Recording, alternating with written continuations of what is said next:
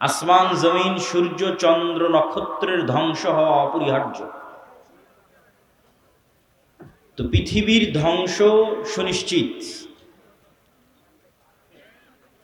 পৃথিবী ধ্বংস হওয়ার পূর্বে কি হবে, কি হতে পারে, তার কিছু বর্ণনা আল্লাহ সুবহানাহু ওয়া তাআলা কোরআনে, রাসূলুল্লাহ সাল্লাল্লাহু আলাইহি ওয়াসাল্লাম হাদিসে দিয়েছেন। যেগুলো বড় থেকে বড় ঘটনা সেগুলো কোরআনেই আছে।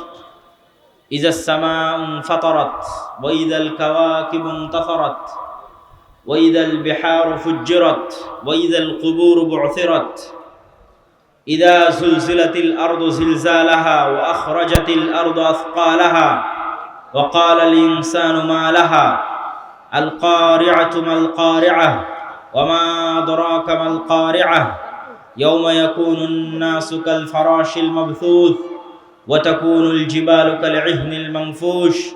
এগুলো কিয়ামতের হওয়ার যে ভয়ঙ্কর এবং ভয়াবহ বিবরণী, তার কিছু কিছু আয়াত, এরকম অসংখ্য আয়াত আছে। শুধু কিয়ামতের দিন কি হবে তার বর্ণনা। মানুষ হবে বিক্ষিপ্ত পঙ্গপালের ন্যায়, হিমালয় পাহাড়ের মতো বড় বড় পাহাড়গুলো হবে আকাশে উড়ন্ত ধ্বনিত তুলার ন্যায়, আসমান ফেটে যাবে, জমিন চৌচির হয়ে যাবে, অসংখ্য বর্ণনা। আর এই ভয়ঙ্কর ভয়াবহ ঘটনাগুলো ঘটার আরও আগে পৃথিবীতে কি হবে তার কিছু বর্ণনা হাদিসে এবং কিছু বর্ণনা কোরআনে উল্লেখিত হয়েছে।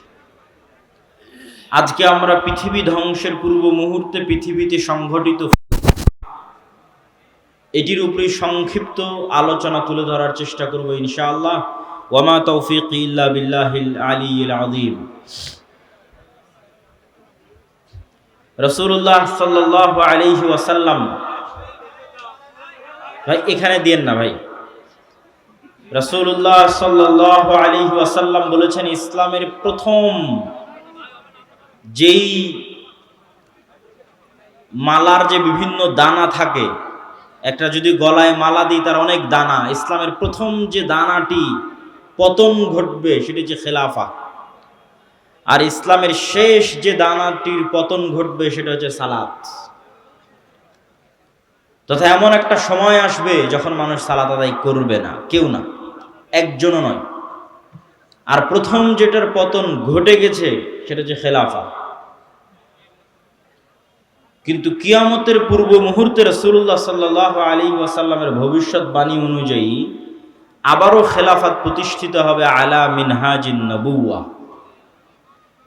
নবুয়তের যে ভিত্তি, সেই ভিত্তির উপর যেভাবে খেলাফা প্রতিষ্ঠিত হয়েছিল আবু বকর, ওমর, উসমান এবং আলী রাদিয়াল্লাহু তাআলা আনহুমের খোলাফায়ে রাশিদিনের, কিয়ামতের শেষ মুহূর্তে এসে আবারও খেলাফা প্রতিষ্ঠিত হবে আলা মিনহাজিন নবুওয়াহ।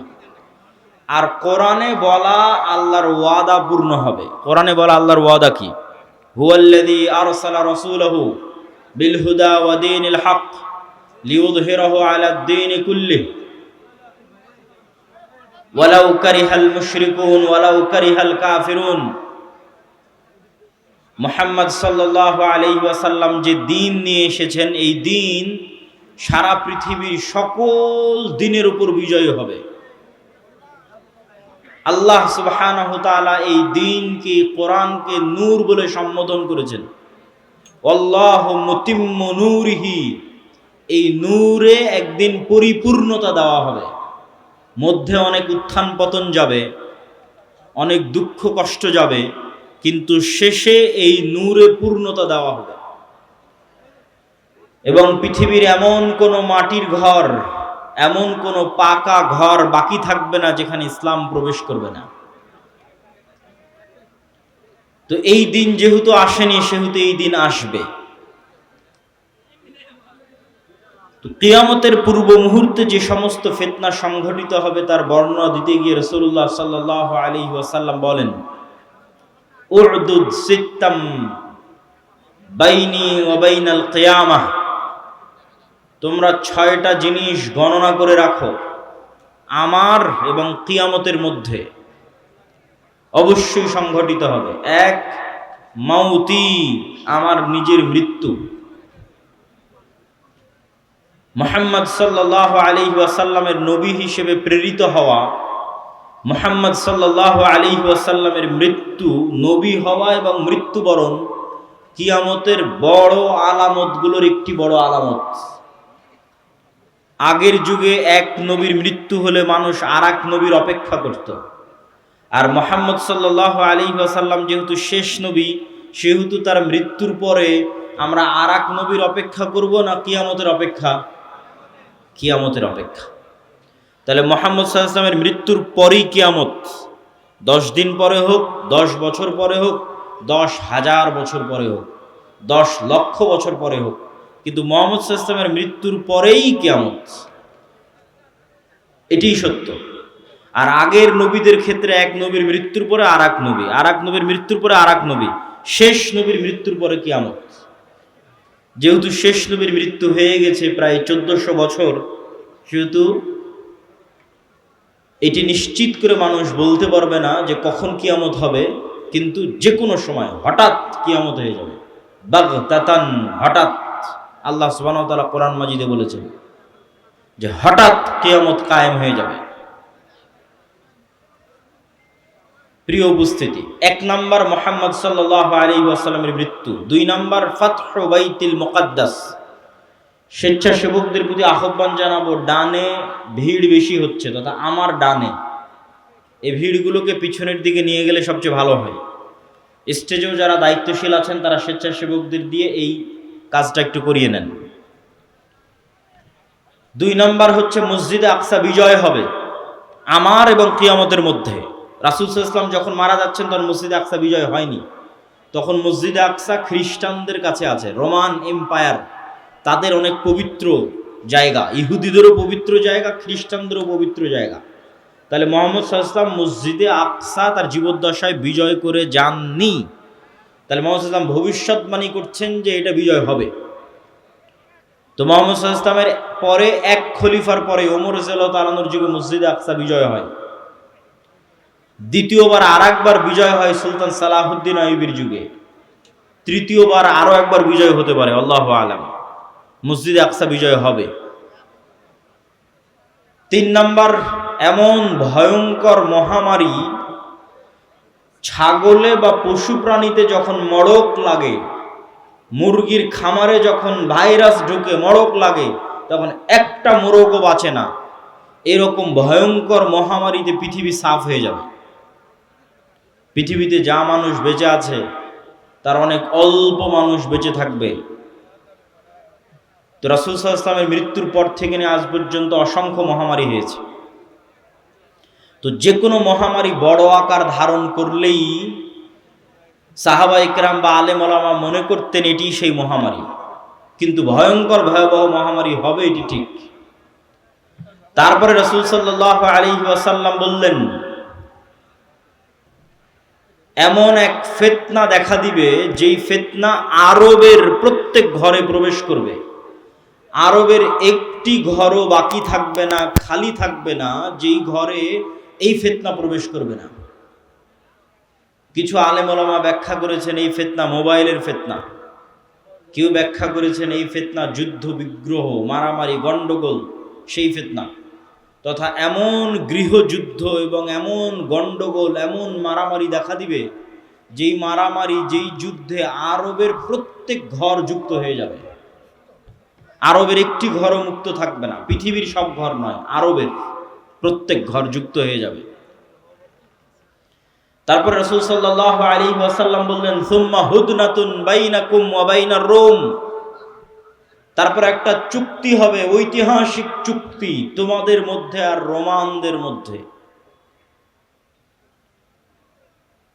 এই চুক্তির প্রেক্ষাপটে রোমান, খ্রিস্টান এবং মুসলমানেরা এক তৃতীয় পক্ষের বিরুদ্ধে যুদ্ধ করবে। সেই তৃতীয় পক্ষের বিরুদ্ধে যুদ্ধে মুসলমান এবং খ্রিস্টানেরা বিজয়ী হবে। তারপরে কোনো একজন খ্রিস্টান ক্রুশ উঁচিয়ে ধরে বলবে, এটার কারণে আমরা বিজয় হয়েছি। তখন এক মুসলমান ক্ষিপ্ত হয়ে গিয়ে ওই ক্রুশকে ভেঙে দিবে, কিছু বর্ণনায় আছে ওই ব্যক্তিকে হত্যা করবে।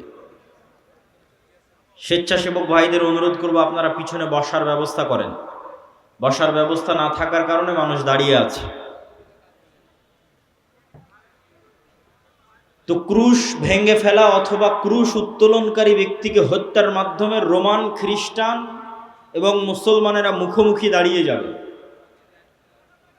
আর রোমান খ্রিস্টানদের সাথে মুসলমানদের এই যুদ্ধ হবে পৃথিবীর ইতিহাসের সবচেয়ে ভয়াবহ যুদ্ধ। মালহামা নামটি এখন অনেক পরিচিত, আর ইংরেজিতে আরমাগেডন নামটি অনেক পরিচিত। বাইবেলের প্রফেসি অনুযায়ী শেষ জামানায় এক ভয়ঙ্কর যুদ্ধ হবে, যেটিকে তারা বলে আরমাগেডন, ভয়ঙ্কর যুদ্ধ। ওইটারই ইসলামিক টার্মিনোলজি, পরিভাষা অনেকেই মনে করে যে আল মালহামা বা আল মালহামা আল কুবরা, ভয়ঙ্কর যুদ্ধ। যেই যুদ্ধের মতো ভয়ঙ্কর যুদ্ধ অতীতে কোনোদিন হয়নি, পরে ভবিষ্যতে আর কোনোদিন হবে না। এই যুদ্ধটা কাদের কাদের মধ্যে সংঘটিত হবে? খ্রিস্টান রোমানদের মধ্যে এবং মুসলমানদের মধ্যে। রাসূলুল্লাহ সাল্লাল্লাহু আলাইহি ওয়াসাল্লামের ভাষা অনুযায়ী সেই দিন খ্রিস্টানেরা একত্রিত হবে তাহতা সামানিনা রায়াহ, ৮০টি পতাকার অধীনে। তাহতা কুল্লি রায়াতিন, প্রত্যেক পতাকার অধীনে ইসনা আশারা আলফ, ১২,০০০ করে সেনাবাহিনী থাকবে, যোদ্ধা, ফাইটার। তো ৮০টি পতাকার অধীনে ১২,০০০ করে সেনাবাহিনী থাকলে ক্যালকুলেটরে চাপলে দেখবেন প্রায় ৯.৫ লক্ষ থেকে ১০ লক্ষ মানুষ নয়, শুধু যোদ্ধা, তথা ১০ লক্ষ যোদ্ধা একত্রিত হবে মুসলমানদের বিরুদ্ধে যুদ্ধ করার জন্য।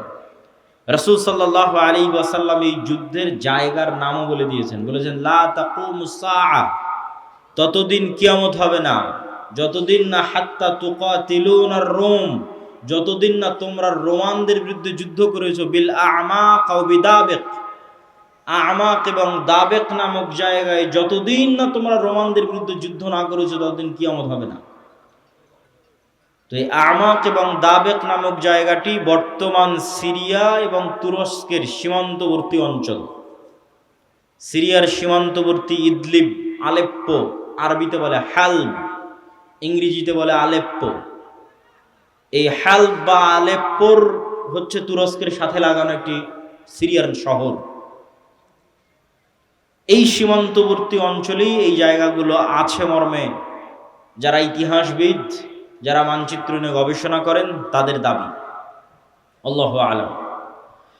এই যুদ্ধের ভয়াবহতা বলতে গিয়ে রাসূলুল্লাহ সাল্লাল্লাহু আলাইহি ওয়াসাল্লাম বললেন, সেই দিন এই যুদ্ধে এত মানুষ মারা যাবে। আরেক বর্ণনা অনুযায়ী এই যুদ্ধ প্রায় ৪ দিন ব্যাপী চলবে, পঞ্চম অথবা ষষ্ঠতম দিনে গিয়ে বিজয় হবে, অথবা চতুর্থ। তো ৪ দিন যুদ্ধ চলবে। প্রথম ৩ দিন ফলাফল ছাড়াই যুদ্ধ শেষ হবে, শুধু মৃত্যু আর লাশ, লাশের সারি আর মৃত্যু। আর চতুর্থতম, পঞ্চমতম অথবা ষষ্ঠতম দিনে গিয়ে বিজয় নির্ধারণ হবে মুসলমানদের। লাশের সংখ্যা এবং সারি বলতে গিয়ে রাসূল সাল্লাল্লাহু আলাইহি সাল্লাম বলেছেন যে একটি পাখি যদি আকাশে উড়ে তাহলে ১ মাস উড়লেও মানুষের লাশ যেহেতু শেষ হবে না, লাশের দুর্গন্ধ যেহেতু শেষ হবে না, সেহেতু পাখি দুর্গন্ধ মুক্ত ফাঁকা জায়গায় বসতেও পারবে না। পাখি পড়ে মারা যাবে, তবুও কোনো ভালো বসার মতো ফাঁকা জায়গা পাবে না ১ মাস উড়লেও। তাহলে এখান থেকে একটা পাখিকে উড়িয়ে দিলে ১ মাসে সে যতদূর যাবে, এই পুরো এরিয়া যদি চতুর্দিক থেকে মাপা হয় তো দেখা যাবে সবই লাশ। তাহলে কত লক্ষ, কত কোটি মানুষের লাশ হতে পারে আল্লাহু আলাম। রাসূল সাল্লাল্লাহু আলাইহি ওয়াসাল্লাম বলছেন, গনিমতের বন্টনে কেউ সন্তুষ্ট হবে না। কেন? ওয়ারিসই নাই। সন্তুষ্টি কেমনে হবে? ওয়ারিস নাই। ওয়ারিস নাই কেন? এক বংশে যদি ১০০ জন সদস্য থাকে তো ৯৯ জনই মারা যাবে, একজন বেঁচে থাকবে, তাহলে তো কোনো ওয়ারিস নাই। যেহেতু কোনো ওয়ারিস নাই, সেহেতু কোনো আনন্দ নাই। তো গনিমতের মাল বন্টনে আনন্দ হবে না, কেননা ওয়ারিস বিহীন হবে সবাই। পুরো বংশের সব মারা যাবে, একজন বেঁচে থাকবে। রাসূলুল্লাহ সাল্লাল্লাহু আলাইহি ওয়াসাল্লাম এই মালহামা বা এই ভয়ঙ্কর যুদ্ধ, এটির বর্ণনা দিতে গিয়ে বলেন, মুসলমানেরা সেই দিন ৩ ভাগে বিভক্ত হবে। সুলুসুন, ইয়াহজেমু, 3 ভাগের 1 ভাগ যুদ্ধের মাঠ থেকে পালিয়ে যাবে। লা ইয়াতুবুল্লাহু আলাইহিম আবাদান, আল্লাহ সুবহানাহু ওয়া তাআলা এদের তওবা কোনোদিন কবুল করবেন না। ইসলামে কবিরা গুনাহের যে লিস্ট আছে, তালিকা আছে, এই কবিরা গুনাহের তালিকায় শিরক সবচেয়ে বড়। তারপরে বিভিন্ন হাদিসে আছে পিতামাতার অবাধ্যতা, বিভিন্ন হাদিসে আছে নিরপরাধ মানুষকে হত্যা, বিভিন্ন হাদিসে আছে প্রতিবেশীর স্ত্রীর সাথে জেনা। এই যে কবিরা গুনাহ, সবচেয়ে বড় কবিরা গুনাহের যে তালিকা, এই সবচেয়ে বড় কবিরা গুনাহের যদি সর্বোচ্চ 10টা তালিকা করা হয়, তার একটা জিহাদের মাঠ থেকে পলায়ন করা। কিন্তু কবিরা গুনাহ যত বড়ই হোক, তওবা আছে, শিরকেও তওবা আছে, যতক্ষণ শ্বাস আছে। সব অধিকাংশ সাহাবী তো মুশরিক থেকে ইসলাম গ্রহণ করেছে, শিরক করে তারপরে যে ইসলাম গ্রহণ করেছে। এখনো যারা ইসলাম গ্রহণ করেছে তো শিরক থেকে ইসলাম গ্রহণ করেছে। তাহলে শিরকের তওবা নাই মানে মৃত্যুর পরে কিয়ামতের মাঠে আল্লাহ চাইলে স্বেচ্ছায় এমন অনেক গুনাহ বান্দার মাফ করে দিতে পারে যেটার তওবাই ও করেনি। বুঝাতে না পারলে এটা আমার ব্যর্থতা। এমন অনেক গুনাহ আমরা করেছি যেটার তওবা আমরা করিনি, ইস্তেগফার করিনি, ক্ষমা চাইনি, তাও আল্লাহ ওই গুনাহ তার দয়ায় মাফ করে দিতে পারেন কিয়ামতের মাঠে। কিন্তু ওই যে দয়ায় মাফ করে দিবেন কিয়ামতের মাঠে আল্লাহ, ওই লিস্টে শিরক থাকবে না। এটা হলো শিরকের গুনাহ আল্লাহ ক্ষমা করবেন না। যে বান্দা যদি লাউ আতাইতুম, তুমি যদি আসো বিকরাবিল আরদি খাতায়া, আসমান জমিন পূর্ণ গুনাহ নিয়ে, তাহলে আমি আল্লাহ আসমান জমিন পূর্ণ ক্ষমা নিয়ে উপস্থিত হব। তো এই যে আসমান জমিন পূর্ণ গুনাহের কোনো গুনাহ আপনি জানেন, কোনো গুনাহ ভুলে গেছেন, কোনোটার তওবা করেছেন, কোনোটা করেননি, তাও আল্লাহ দয়া করে মাফ করে দিবে। কিন্তু করবেন না কোনটা? শিরক। কিন্তু যতক্ষণ শ্বাস আছে ততক্ষণ সব গুনাহের ক্ষমা আছে, শিরকেরও ক্ষমা আছে। তো রাসূল সাল্লাল্লাহু আলাইহি ওয়াসাল্লাম বলছেন, যারা ওই যুদ্ধের মাঠ থেকে পলায়ন করবে এদের তওবা কবুল হবে না। 3 ভাগের 1 ভাগ, সুলুসুন, 3 ভাগের 1 ভাগ শহীদ হয়ে যাবে আল্লাহর রাস্তায়। রাসূল সাল্লাল্লাহু আলাইহি ওয়াসাল্লাম বলছেন তারা হচ্ছেন আফজালু শুহাদাইল আরজ, পৃথিবীর সর্বশ্রেষ্ঠ শহীদ। আল্লাহু আকবার। তারপরে বলছেন 3 ভাগের বাকি 1 ভাগ, 1 ভাগ তো পালিয়ে গেল, 1 ভাগ মরে শেষ, আর 1 ভাগ তারা বিজয়ী হবে। এরা বিজয়ী হওয়ার পর এই বিজয়ী দল ইয়াফতাতিহুনাল কুসতুনতুনিয়া, কনস্টান্টিনোপল বিজয় করবে। এই কনস্টান্টিনোপল, কুসতুনতুনিয়া হচ্ছে আজকের তুরস্কের ইস্তাম্বুল, যেটা দীর্ঘদিন তুরস্কের রাজধানী ছিল। এখন রাজধানী আঙ্কারা, কিন্তু ইস্তাম্বুল সবচেয়ে ঐতিহাসিক শহর। সুলতান মুহাম্মদ আল ফাতেহ ইস্তাম্বুলকে বিজয় করেছিলেন। কিন্তু হাদিসের ভাষায় বোঝা যাচ্ছে কিয়ামতের পূর্ব মুহূর্তে, দাজ্জাল প্রকাশের পূর্ব মুহূর্তে পুনরায় মুসলমানেরা তুরস্ক বিজয় করবে, তথা মুসলমানদের বর্তমান যে তুরস্ক মুসলমানদের হাতে আছে, এটি মুসলমানদের হাতে নাও থাকতে পারে। না হলে কনটেক্সট মিলানো কঠিন যে কিয়ামতের পূর্ব মুহূর্তে মুসলমানেরা তুরস্ক কিভাবে বিজয় করবে। এই ঘটনারই ধারাবাহিকতায় আর এক হাদিসে, আমি কিন্তু এক হাদিস বলতেছি না, বিভিন্ন হাদিস থেকে যুক্ত করতেছি। আর এক হাদিসে রাসূলুল্লাহ সাল্লাল্লাহু আলাইহি ওয়াসাল্লাম বলেন, ততদিন পর্যন্ত কিয়ামত হবে না যতদিন না বানু ইসহাকের 70,000 মানুষ, ইসহাক আলাইহিস সালাতু ওয়াস সালামের বংশের, ইব্রাহিম আলাইহিস সালাতু ওয়াস সালামের বংশের 70,000 মানুষ যতদিন না এমন এক শহরে যুদ্ধ করছে, মাদিনাতুন, এমন এক শহরে যুদ্ধ করছে, জানিবুহাল বার ওয়া জানিবুহাল বাহর, যার এক পাশে সমুদ্র আর এক পাশে সমতল। কোন শহর? আলেম ওলামা মতভেদ করেছেন। কেউ বলেছেন এটি ইতালির রাজধানী রোম, কেউ বলেছেন এটি তুরস্কের ইস্তাম্বুল, কুসতুনতুনিয়া, কনস্টান্টিনোপল। ইতালির রাজধানী রোম হওয়ার পক্ষে আর একটা জয়ীফ হাদিস আছে, যে রাসূল সাল্লাল্লাহু আলাইহি ওয়াসাল্লামকে জিজ্ঞেস করা হচ্ছে যে উম্মতে মুহাম্মাদি কোন শহর আগে বিজয় করবে কিয়ামতের পূর্ব মুহূর্তে, কুসতুনতুনিয়া না রোমিয়া? কিন্তু হাদিসের সানাদ দুর্বল। তো এমন এক শহর, যেই শহরের, কিন্তু এখন যেটা অনুবাদ করতেছি এটা সহিহ বুখারী মুসলিমের হাদিসগুলো অনুবাদ করতেছি, যেগুলো আমি পূর্ণ অনুবাদ করতেছি এগুলো, তথা কিয়ামতের পূর্ব মুহূর্তে যা ঘটবে তার সবচেয়ে বিশুদ্ধ যেগুলো হাদিস।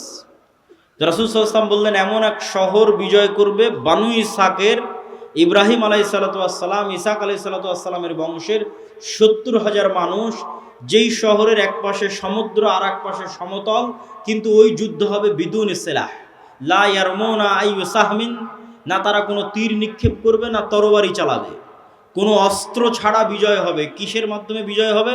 তারা শুধু মুখে উচ্চারণ করবে, লা ইলাহা ইল্লাল্লাহু আল্লাহু আকবার। এই এক তাকবীর ধ্বনিতে শহরের এক দেওয়াল পড়ে যাবে। দ্বিতীয় তাকবীর ধ্বনিতে শহরের দ্বিতীয় দেওয়াল পড়ে যাবে। তৃতীয় তাকবীর ধ্বনিতে শহরের তৃতীয় দেওয়াল পড়ে যাবে। মুসলমানেরা বিনা বাধায়, বিনা রক্তপাতে এবং বিনা অস্ত্র প্রয়োগে ওই শহরে প্রবেশ করবে। তো যদি এটি কুস্তুনতুনিয়া হয়, তাহলে এই যে আগের ঘটনার ধারাবাহিকতায়, আগে যে ভয়ঙ্কর মালহামা হলো, এই যে লক্ষ লক্ষ কোটি কোটি মানুষ মারা গেল, তারপরে মুসলমানেরা বিজয় হলো, খ্রিস্টানরা পরাজয় হলো, এই সেনাবাহিনী এবার যখন সিরিয়া এবং তুরস্কের সীমান্তবর্তী অঞ্চল থেকে বিজয় অভিযান নিয়ে রওনা দিবে ইস্তাম্বুল কুস্তুনতুনিয়া বরাবর, তখন ইস্তাম্বুলে প্রবেশ করতে তাদের আর আলাদা কোনো অস্ত্র প্রয়োগ করতে হবে না। তাকবীর ধ্বনিতে ওই নগরীর দেওয়াল পড়ে যাবে এবং তারা বিনা অস্ত্র প্রয়োগে শহর বিজয় করবে। অথবা ওই আগের হাদিসে কুস্তুনতুনিয়া বিজয় হয়ে গেছে, কুস্তুনতুনিয়া বিজয়ের পর এই বিজয় কাফেলা চলতেই থাকবে। ম্যাপ চেক করলে বুঝবেন, চলতে চলতে চলতে পৌঁছে যাবে ইতালির রাজধানী রোমে। যখন ইতালির রাজধানী রোমে পৌঁছবে তখন আর এখানে কোনো অস্ত্র প্রয়োগ করতে হবে না, তাকবীর ধ্বনিতে শহর বিজয় হয়ে যাবে। দুটের যে কোনো একটা আল্লাহ সুবহানাহু ওয়া তাআলা ভালো জানেন। এই দুই বিজয়ের অথবা এক বিজয়ের, কুস্তুনতুনিয়া বিজয় অথবা কুস্তুনতুনিয়ার পরে রোম বিজয়, ইতালির রাজধানী রোম বিজয়, এই দুই বিজয়ের কোনো এক বিজয়ের পরে আড়াল থেকে, বেশিরভাগ হাদিসে আছে কুস্তুনতুনিয়া বিজয়ের পর, শয়তান চিৎকার করে বলবে, দাজ্জাল তোমাদের বাড়িতে প্রবেশ করে গেছে। কিন্তু এটা মিথ্যা সংবাদ হবে।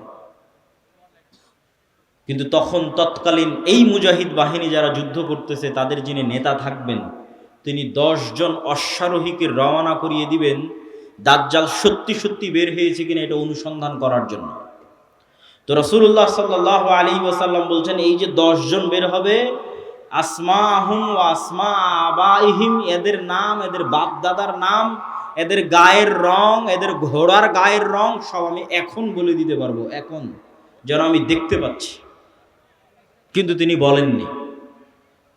কিন্তু তিনি জানতেন যে কোন 10 জন, তাদের নামও তিনি জানেন, তাদের বংশও তিনি জানেন, তাদেরকে রওনা করিয়ে দেওয়া হবে। এই ঘটনার সাথে আরেকটা ঘটনা যুক্ত আছে, যেটা না বললেই নয়। যেই দিন এই মালহামা হবে, এটা ছুটে গেছে বলতে, সেই দিন ওই হাদিসে রাসূল সাল্লাল্লাহু আলাইহি ওয়াসাল্লাম বলছেন, ইয়াখরুজু মিনাল মাদিনা খিয়ারু আহলিল আরজ, মদিনা থেকে যুদ্ধ করার জন্য সিরিয়াতে এসে রোমানদের বিরুদ্ধে যুদ্ধ করবে, এই জন্য মদিনা থেকে তৎকালীন বিশ্বের খিয়ারু আহলিল আরজ, সবচেয়ে আল্লাহওয়ালা তাকওয়াবান পরহেজগার একদল মানুষ বের হবে। আল্লাহু আকবার। তৎকালীন বিশ্বের সবচেয়ে তাকওয়াবান আল্লাহওয়ালা পরহেজগার মানুষেরা তখন মদিনায় থাকবে। তাদের একটা জামাত এই যুদ্ধে অংশগ্রহণ করার জন্য মদিনা থেকে রওনা দেবে। তখন এই রোমান খ্রিস্টান এম্পায়ারের সেনাবাহিনীরা বলবে, মদিনার মানুষ, তোমাদের এখানে কাজ কি? খাল্লু বাইনানা ওয়া বাইনাল্লাযিনা সাবাউ মিন্না, আমাদের যুদ্ধ এই সিরিয়ার মানুষদের সাথে, তোমরা আমাদের রাস্তা ক্লিয়ার করে দাও, তোমাদের এই যুদ্ধে বাধা দেওয়ার কি দরকার? অথবা আমাদের মধ্যে থেকে আগের যুদ্ধের ধারাবাহিকতায়, মানে এর আগেও আরো অনেক যুদ্ধ হয়ে থাকতে পারে, ধারাবাহিকতায় আমাদের মধ্যে যারা তোমাদের কাছে বন্দী হয়ে আছে, বন্দী হওয়ার পর তারা তোমাদের দিন গ্রহণ করে নিয়েছে, ওদের সাথে আমাদের যুদ্ধ, তোমরা কেন ওদেরকে বাঁচাতে আসতেছো? এরকম একটা কনটেক্সট হাদিসের মধ্যে আছে। বলবে, আমরা আমাদের ভাইদেরকে একাই ছেড়ে দিতে পারি না, অতএব এই যুদ্ধে আমরা অংশগ্রহণ করবই করব। এখানে ভাইদেরকে বলতে দুটোই উদ্দেশ্য হতে পারে, সিরিয়ার মুসলমানদেরকে অথবা রোমানদের মধ্যে যারা বন্দী হয়েছিল খ্রিস্টান, পরে মুসলমান হয়ে গেছে, ওদেরকে এরা চাচ্ছে নিয়ে নিতে, যে আমরা তো আমাদের লোকজনকেই চাচ্ছি, তোমাদের কি সমস্যা? ওদেরকে বাঁচাতে এরা বলবে, না, আমাদের মুসলিম ভাইদেরকে আমরা একাই ছেড়ে দিতে পারি না, তখনই যুদ্ধ হবে। তো এবার এই যে 10 জন অশ্বারোহী রওনা দিল দাজ্জালের অনুসন্ধানে, দাজ্জালকে খুঁজতে, তখনও দাজ্জাল বের হয়নি।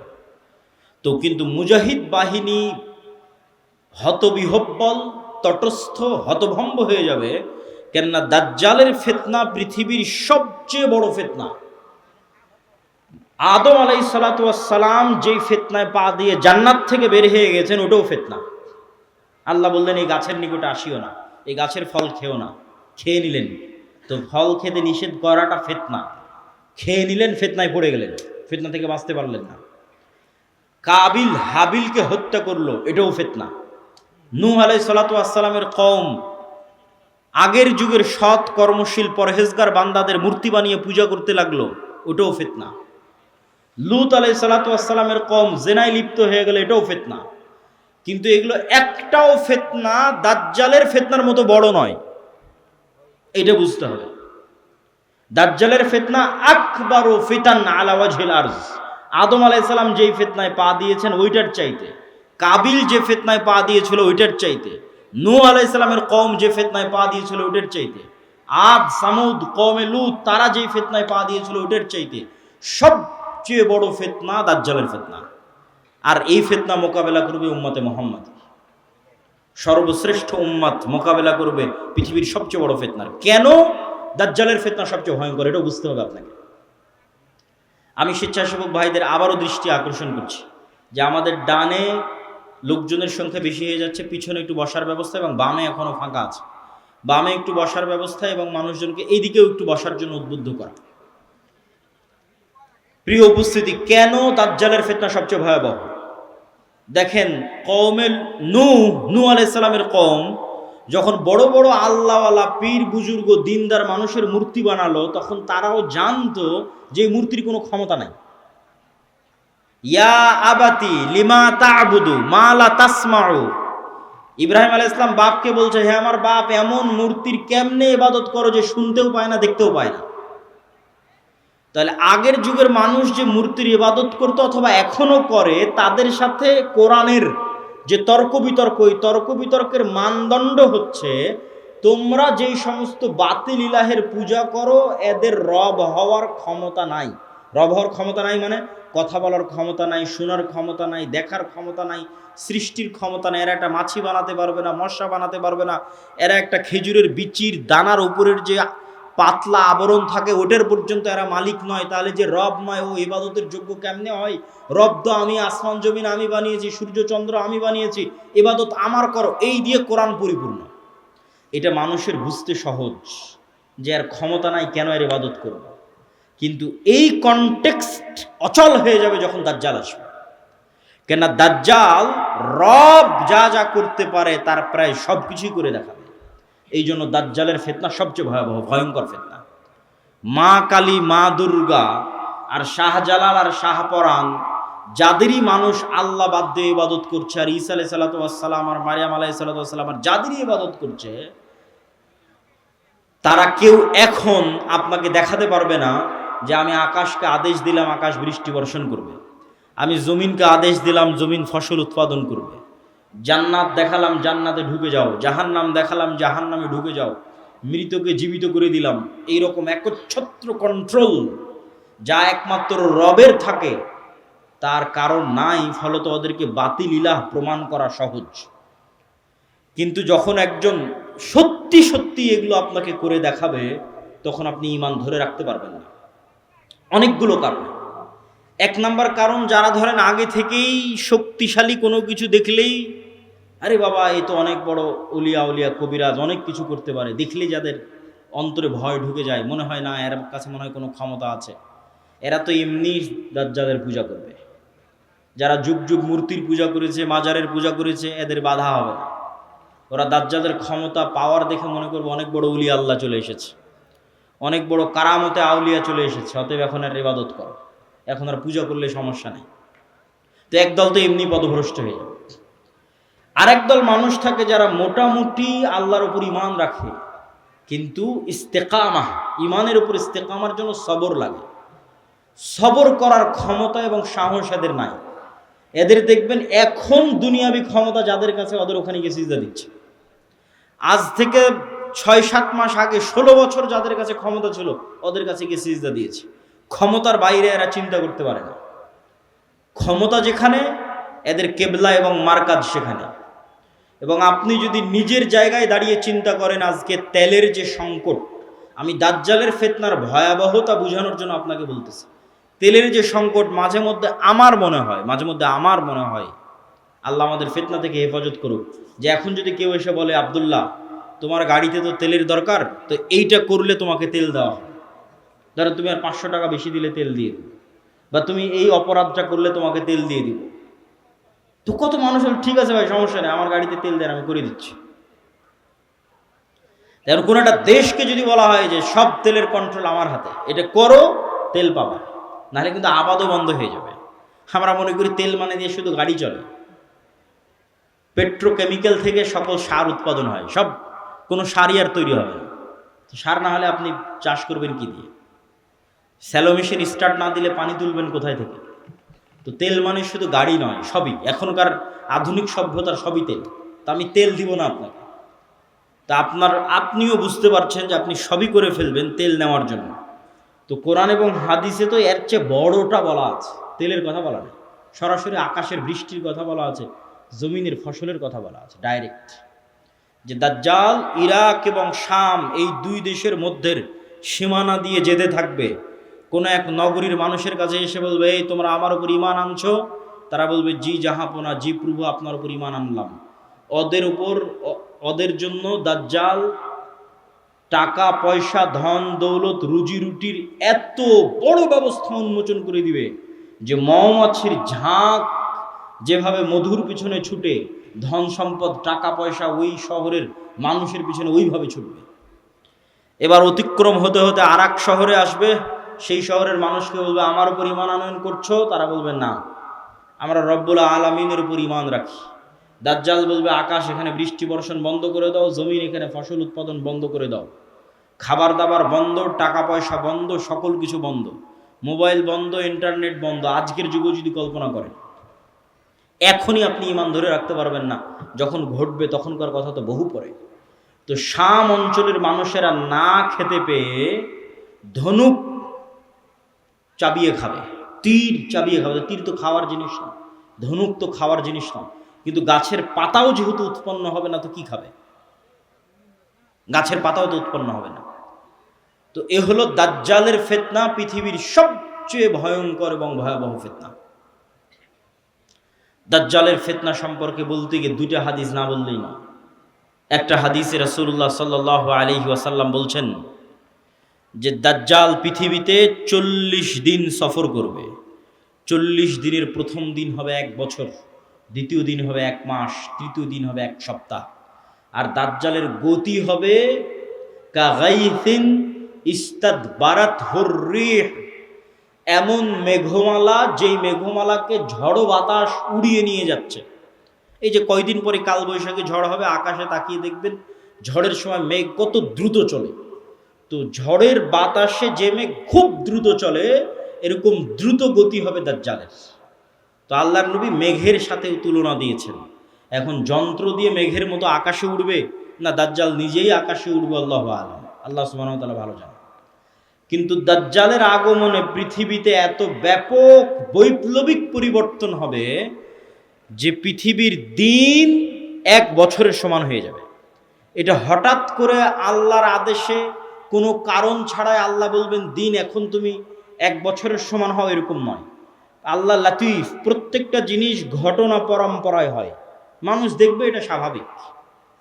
তথা এই ভূমণ্ডল, নভমণ্ডল, সৌরজগতে এমন বৈপ্লবিক কোনো পরিবর্তন হবে, অথবা এই পৃথিবীতে এমন বৈপ্লবিক কোনো পরিবর্তন হবে, অথবা সূর্য এবং চন্দ্রের বর্তমান ঘূর্ণায়মান প্রক্রিয়ায় এমন বড় বৈপ্লবিক পরিবর্তন হবে যেটা স্বাভাবিক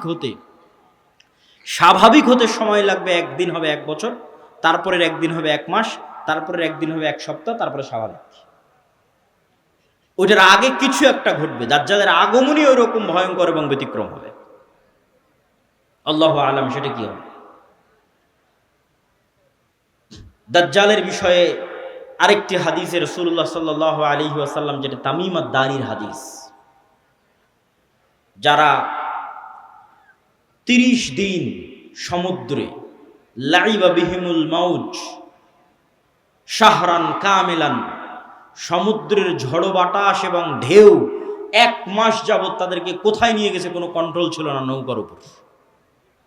এক দ্বীপে গিয়ে যখন নৌকা ঠেকলো, তখন দেখছে একটা প্রাণী, জীব জন্তু জানোয়ার গরু ছাগল মহিষ যেমন জীবজন্তু জানোয়ার, এরকম জীবজন্তু জানোয়ার যার মুখ এবং পা সব এত বিশাল লোমে ঢাকা যে কোনটা মুখ আর কোনটা পিছন এটা বোঝা যাচ্ছে না, এই জানোয়ার কথা বলতেছে। তো মানুষ তো কোনোদিন দেখেনি মানুষ ছাড়া আর পৃথিবীর কোনো জীবজন্তু জানোয়ারকে কথা বলতে। তো আরবের ওই মানুষেরা এই জানোয়ারকে কথা বলতে দেখে মনে করেছে এটা জিন, শয়তান, কিন্তু জীবজন্তু জানোয়ার। ও বলছে আনাল জাসসাস, আমি গোয়েন্দা, একটা মানুষ তোমাদের সাথে সাক্ষাতের অপেক্ষা করছে, এদিকে যাও। তো তামিম আদ-দারি বলছে আমরা যখন ওই মানুষের কাছে গেলাম, বিশাল দেহের মানুষ, এত বিশাল দেহের মানুষ আগে কোনোদিন কখনো দেখিনি। তো দাজ্জালের বিশাল দেহের হওয়াটা কি ব্যতিক্রম কিছু? ব্যতিক্রম কিছু না। আমরা এখন 5 ফিট 5 ইঞ্চি 6 ফুট হয়ে গেছি, কিন্তু আদি পিতা আদম আলাইহিস সালাম তো আর 5 ফিট ছিলেন না। আদম আলাইহিস সালাম ছিলেন 60 দেরা, 60 হাত 60 গজ, 40 মিটার, প্রায় 10 তলা 15 তলার সমান উঁচু। তাহলে এখন যদি আদম আলাইহিস সালাম আমার সামনে উপস্থিত হয়, তাহলে আমি তো আশ্চর্য হয়ে যাবো, কারণ এই বিশাল দেহের মানুষ তো আমি কোনোদিন দেখিনি। তাহলে দাজ্জাল বিশাল দেহের হবে, এটা ব্যতিক্রম নয়, কেননা দাজ্জাল তো আদমেরই সন্তান, মিন উলদে আদম, আদমের সন্তান। তো তার হাত, তার হাঁটু এবং তার কাঁধ এমন শক্ত করে বাঁধা আছে। আমরা তাকে জিজ্ঞেস করলাম তুমি কে? সে বলে আমার পরিচয় তোমরা জানবেই, তোমরা বলো তোমরা কারা। তা আমরা আমাদের পুরো ঘটনা বললাম। এবার দাজ্জাল 4টা প্রশ্ন করেছে। Nakhal Baisan, Ain Zoghar, Buhaira Tabariya, নাবিয়ুল উম্মিয়িন। Buhaira Tabariya Sea of Galilee, Lake of Tiberias. Nakhle Baisan Beit Shean, আর আইনে জোগার স্প্রিং অফ জোয়ার। আর নাবিয়ুল উম্মিয়িন পড়ালেখা জানে না, লিখতে জানে না, পড়তে জানে না, এমন নবী। আমাদের নবী মুহাম্মদ সাল্লাল্লাহু আলাইহি ওয়াসাল্লাম লিখতেও জানতেন না, পড়তেও জানতেন না। উনি দেখে যে পড়বেন এটা জানতেন না, কোরআন মুখস্থ করেছিলেন।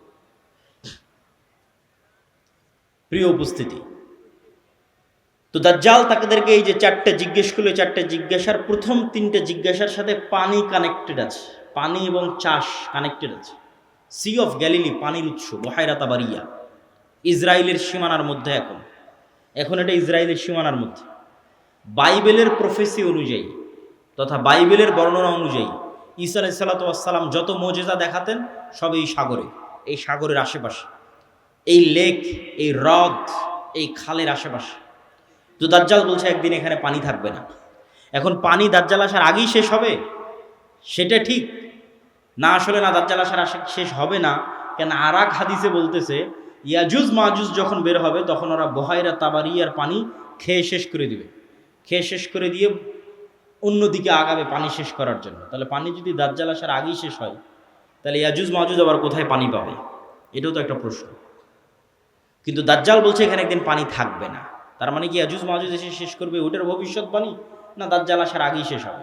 মানে অনেকেই দেখি এখন খুঁজে যে বহাইরা তাবারিয়াতে পানি শেষ হচ্ছে কিনা, সেটার জন্য বলতেছে যে পানি যে দাজ্জাল আসার আগেই শেষ হবে এটা মনে করাটা একদম 100% ঠিক এটা বলা যাবে না। কেন আরাক হাদিসে কি বলা হচ্ছে? ইয়াজুজ মাজুজ এসে বহাইরা তাবারিয়ার পানি খেয়ে নিবে। তো বলে এখানে একদিন পানি থাকবে না। 2 নম্বর কি? নাখাল বাইসান, বাইসানের খেজুর বাগান, এটাও ইসরায়েলের একটা বড় শহর, বাইত শিয়ান। বলে এখানে কি মানুষ খেজুর চাষ করে? তো বলে করে। তো বলে এখানে একদিন পানিও থাকবে না, খেজুর চাষের ব্যবস্থাও থাকবে না। তার বলে আইনে জোগার, স্প্রিং অফ জোয়ার, এটার বর্ণনাও বাইবেলে আছে। আগের যেমন বহাইরা তাবারিয়ার বর্ণনা বাইবেলে আছে, এই আইনে জোগার, স্প্রিং অফ জোয়ার, এটার বর্ণনাও বাইবেলে আছে। কি হিসেবে আছে? লূত আলাইহিস সালাম যেখানে ছিলেন ওই শহরটা যখন আল্লাহ ধ্বংস করে দিলেন, লূত আলাইহিস সালামকে যেখানে তিনি আশ্রয় দিলেন সেখানে তার জন্য পানির ব্যবস্থা, অথবা যে জায়গায় তিনি আশ্রয় নিয়েছিলেন সেই জায়গা হচ্ছে স্প্রিং অফ জোয়ার। এই জন্য ওই বহাইরা তাবারিয়ার স্প্রিং অফ জোয়ার, আইনে জোগার, এই দুটেই খ্রিস্টানরা ব্যাপক হারে দেখতে যায়, ভিজিট করতে যায়। তো এখান থেকে আমাদের জানার বিষয় কি? এই হাদিস থেকে জানার বিষয় হচ্ছে দাজ্জাল প্রশ্ন করেছে একটা নির্দিষ্ট জায়গায়, যার প্রত্যেকটা এরিয়া 30-40 কিলোমিটারের মধ্যে। এই বহাইরা তাবারিয়া বলেন, আইনে জোগার বলেন, নাখাল বাইসান বলেন, এই বগুড়া জেলার মধ্যেই, মানে একটা সেম এরিয়ার মধ্যেই। তথা কিয়ামতের পূর্ব মুহূর্তের ফিতনার বর্ণনাগুলো নিশ্চিতভাবে কিয়ামতের পূর্ব মুহূর্তে যা যা হবে এগুলো মক্কা মদিনার বাইরে, মক্কা মদিনায় হবে না। মক্কা মদিনা ফিতনা মুক্ত থাকবে। কোথায় হবে তাহলে? সিরিয়াতে, শাম। শাম মানে আগে ফিলিস্তিনি বোঝানো হতো, শাম মানে আগে মসজিদে আকসাই বোঝানো হতো। শাম মানে আজকের শাম নয়, তথা মসজিদে আকসা এবং এর আশেপাশের অঞ্চল যেগুলোতে এখন ইসরায়েল, ফিলিস্তিন, জর্ডান, এই যে অঞ্চলগুলো এবং এখনকার যে সিরিয়া, সব কিছু এই অঞ্চলে হবে। দাজ্জালের এই সংক্ষিপ্ত বর্ণনা এবং দাজ্জালের ফিতনার এই সংক্ষিপ্ত বর্ণনার পরে কি হবে? ওই যে মুজাহিদ বাহিনী যারা দাজ্জালের মিথ্যে সংবাদ শুনে এবার দেমাশকে ফিরে আসবে, যুদ্ধ বিজয় অভিযান বাদ, কেন এটা ভয়ঙ্কর ফিতনা। এই ভয়ে দাজ্জাল আসলে বের হয়েছে কিনা, যুদ্ধ বাদ দিয়ে সবাই ফিরে আসবে তাদের যেটা সেন্টার, তাদের সেন্টার দামেস্ক। যুদ্ধ যদি রোম পর্যন্ত গিয়ে থাকে, ইতালির রাজধানী, ওখান থেকেও ফিরে দামেস্কে আসবে। যদি তুরস্কের রাজধানী ইস্তাম্বুল পর্যন্ত গিয়ে থাকে, ওখান থেকে ফিরে দামেস্কে আসবে। এবার দামেস্কে আসতে আসতে সত্যি দাজ্জাল বের হয়ে যাবে। এবার রিয়ালি প্রকৃত অর্থে দাজ্জাল বের হয়ে গেছে। এবং দাজ্জাল বের হওয়া মাত্রই সকল ক্ষমতা দাজ্জালের কাছে চলে যাবে। এটার বিবরণ আরেকটু পরে দিব, এখানে এটা শেষ করে নিই। তো দাজ্জাল বের হয়ে যাবে।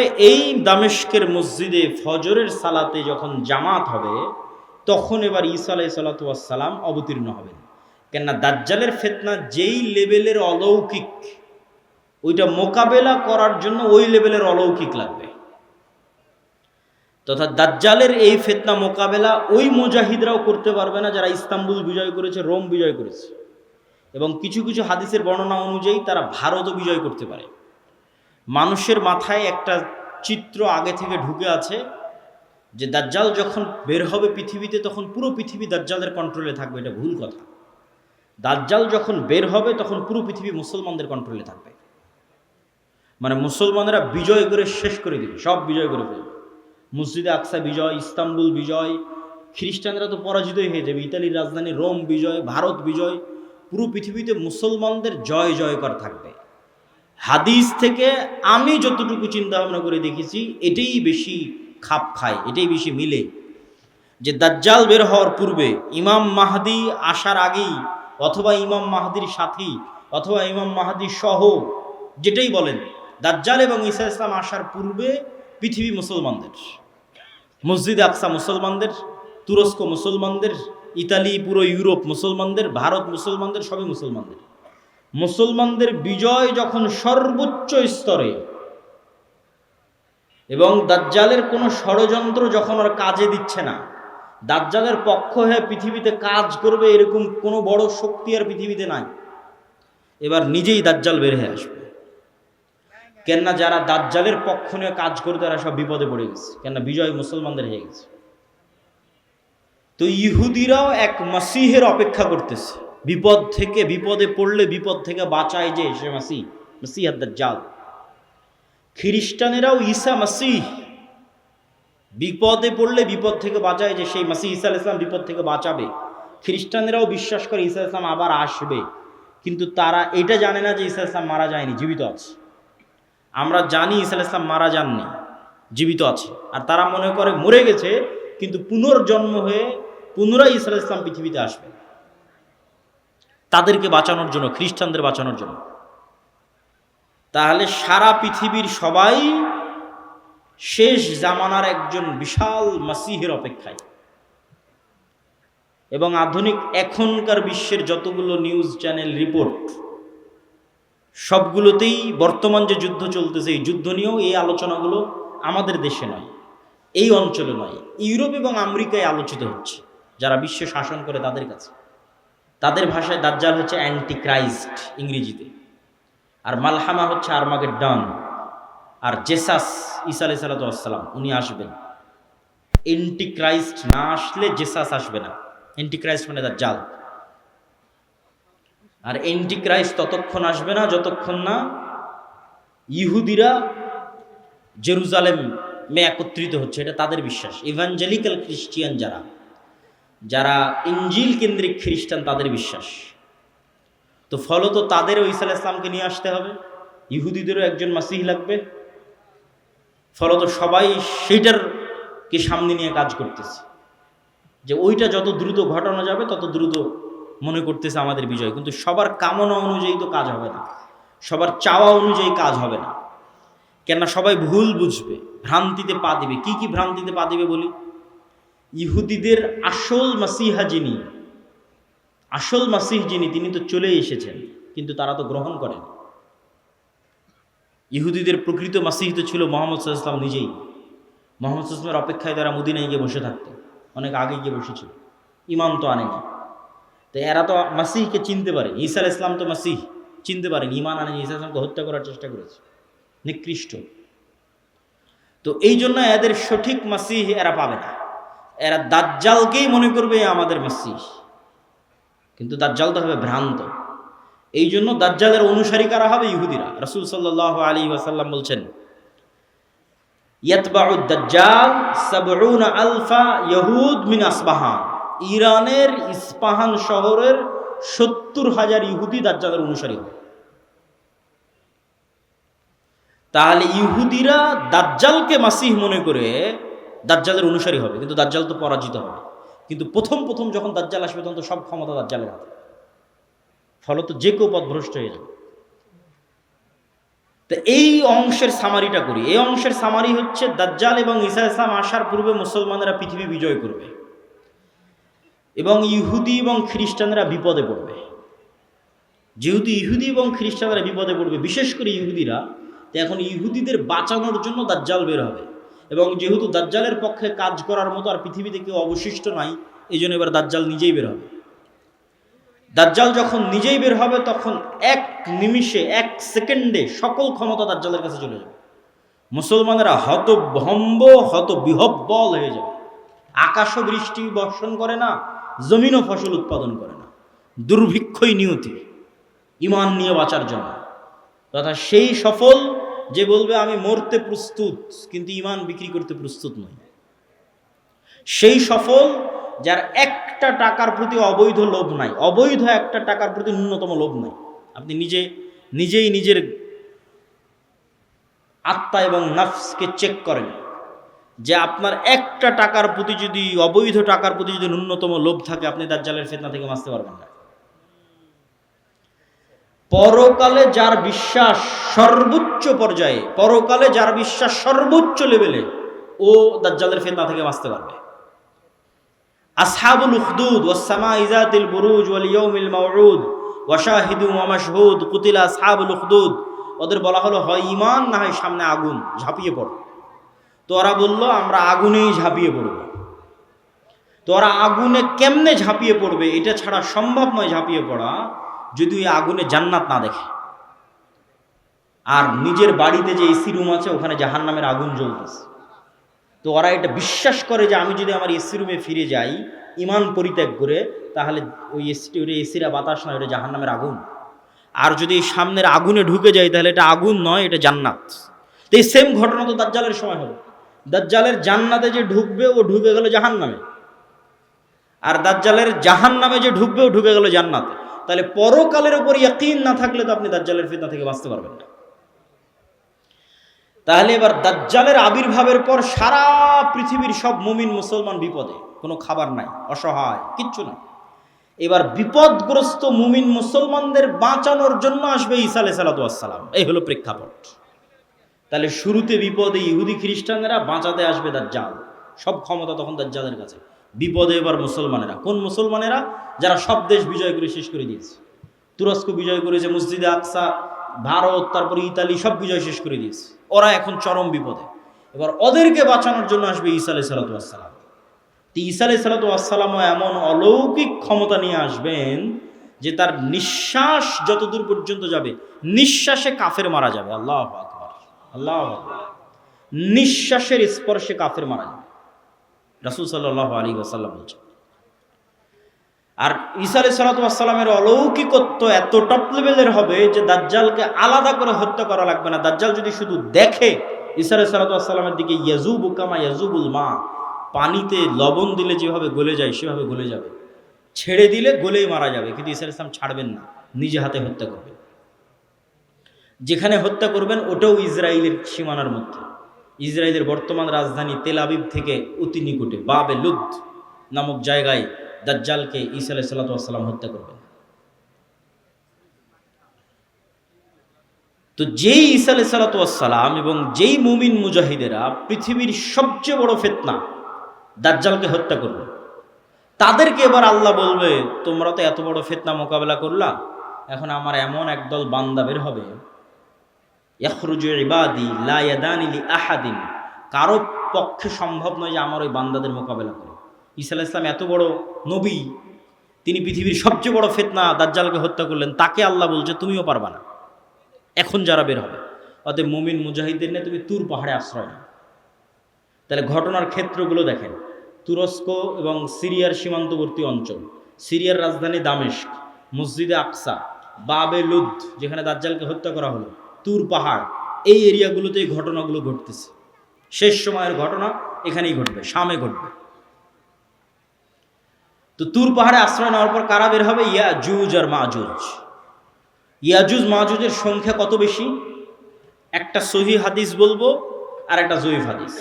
সহিহ হাদিসে রাসূলুল্লাহ সাল্লাল্লাহু আলাইহি ওয়াসাল্লাম বললেন যে আদম আলাইহিস সালাতু ওয়াস সালামের পিঠ থেকে আল্লাহ মানুষকে বের করলেন, আদমের সকল সন্তানকে বের করে বলা হচ্ছে প্রতি 1000-এ একজন জান্নাতে, 999 জন জাহান্নামে। এই হাদিস রাসূল সাল্লাল্লাহু আলাইহি ওয়াসাল্লাম সাহাবীদের শোনাচ্ছে। তো প্রতি 1000-এ 999 জন জাহান্নামে, এটা শুনে সাহাবীদের মাথা নষ্ট, যে তাহলে তো আমরা সবাই জাহান্নামে। আদম সন্তানের 1000-এর 999 জন যদি জাহান্নামে যায় প্রতি 1000-এ, তাহলে তো আমরা সবাই জাহান্নামে। তখন মুহাম্মদ সাল্লাল্লাহু আলাইহি ওয়াসাল্লাম সাহাবীদের বলতেছে, হতাশ হয়ো না, এই 999 জনের বেশিরভাগই ইয়াজুজ মাজুজ। এই 999 জনের বেশিরভাগই ইয়াজুজ মাজুজ। তো কতজন জাহান্নামে যাবে ইয়াজুজ মাজুজের বাইরে স্বাভাবিক মানুষের মধ্যে থেকে, এটা তো আমরা জানি না। তো এই জন্য নির্ধারিত করে বলা মুশকিল, কিন্তু এতটুকু অন্তত বোঝা যায়, আইডিয়া করা যায় যে আদম আলাইহিস সালাতু ওয়াস সালাম থেকে নিয়ে কিয়ামত পর্যন্ত যত মানুষ আসবে তাদের কয়েক শত গুণ হচ্ছে ইয়াজুজ মাজুজ। এই হাদিস থেকে অন্তত এতটুকু বোঝা যায় যে আদম থেকে নিয়ে কিয়ামত পর্যন্ত যত মানুষ আমরা হব, এত মানুষের কয়েক শতগুণ হচ্ছে ইয়াজুজ মাজুজ। আর জয়ীফ হাদিসটা কি? জয়ীফ হাদিসটা হচ্ছে যে ইয়াজুজ মাজুজের এক প্রজন্ম তার জীবদ্দশায় 1000 প্রজন্মকে দেখে। বুঝেন, আমরা মানুষ জীবদ্দশায় সর্বোচ্চ 2টা প্রজন্ম দেখি অথবা 3টা প্রজন্ম। আমি, আমার বাপ, আমার দাদা, আমার দাদা তার ছেলেকে দেখেছে, তার ছেলে আব্দুল্লাহকে দেখেছে, তাহলে 2 প্রজন্ম দেখেছে, দেখতেই দুনিয়া থেকে শেষ। তো ইয়াজুজ মাজুজের এক প্রজন্ম তাদের জীবদ্দশায় 1000 প্রজন্মকে দেখে। তাহলে কিভাবে তাদের জন্ম বৃদ্ধি হার